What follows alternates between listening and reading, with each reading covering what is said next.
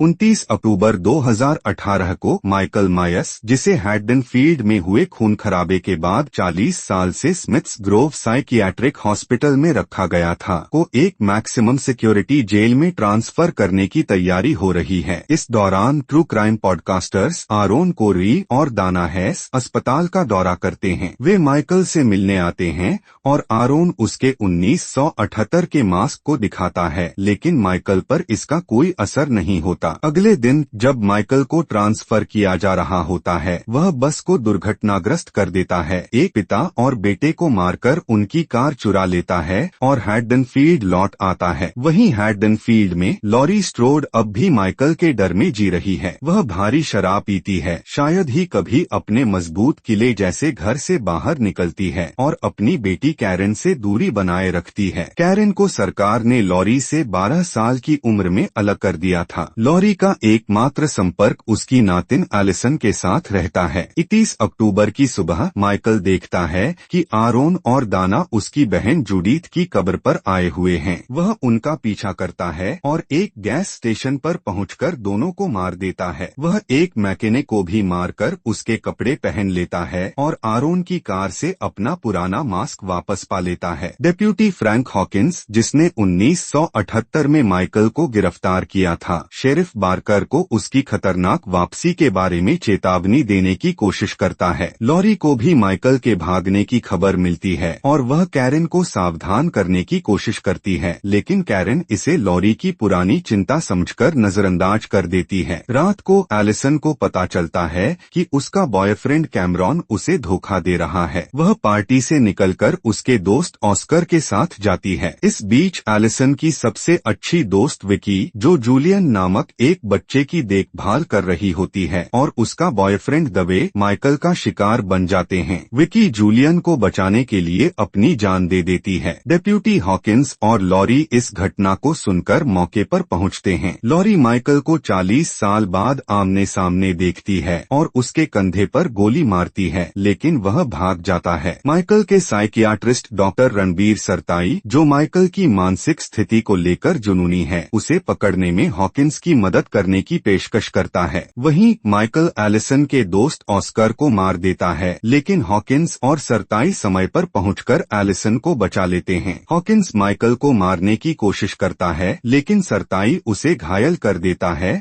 और खुलासा करता है कि उसने माइकल की रिहाई की योजना बनाई थी ताकि उसे प्राकृतिक माहौल में अध्ययन कर सके। हालांकि माइकल सरताई को मार देता है और एलिसन वहां से भाग निकलती है। माइकल लॉरी के घर पहुंचता है, जहां लॉरी, कैरन और एलिसन एकत्र होती हैं। माइकल लॉरीज दामाद रे को मार देता है। लॉरी और माइकल के बीच जबरदस्त संघर्ष होता है, जिसमें लॉरी उसे बुरी तरह घायल कर देती है, लेकिन माइकल उसे घायल कर देता है और बालकनी से नीचे गिरा देता है। जब माइकल लॉरी को देखने के लिए नीचे आता है तो लॉरी वहां से गायब होती है। एलिसन अपनी दादी लॉरी को आवाज देकर माइकल को लुभाती है और कैरन उसे गोली मार देती है। लॉरी अचानक प्रकट होकर माइकल पर हमला करती है। तीनों मिलकर उसे एक सुरक्षित कमरे में फंसा देते हैं और घर में आग लगा देते हैं। लॉरी माइकल से विदाई लेकर बेहोश होने लगती है और कैरन और एलिसन उसे अस्पताल ले जाने के लिए एक गाड़ी रुकवाते हैं। आखिरी दृश्य में जलते हुए बेसमेंट को दिखाया जाता है, लेकिन माइकल कहीं नजर नहीं आता। पोस्ट क्रेडिट सीन में उसकी सांसों की आवाज सुनाई देती है, जो उसके जिंदा होने की ओर इशारा करती है। क्या माइकल मायर्स अब भी जिंदा है? यह रहस्य आगे की कहानी के लिए उत्सुकता बढ़ा देता है।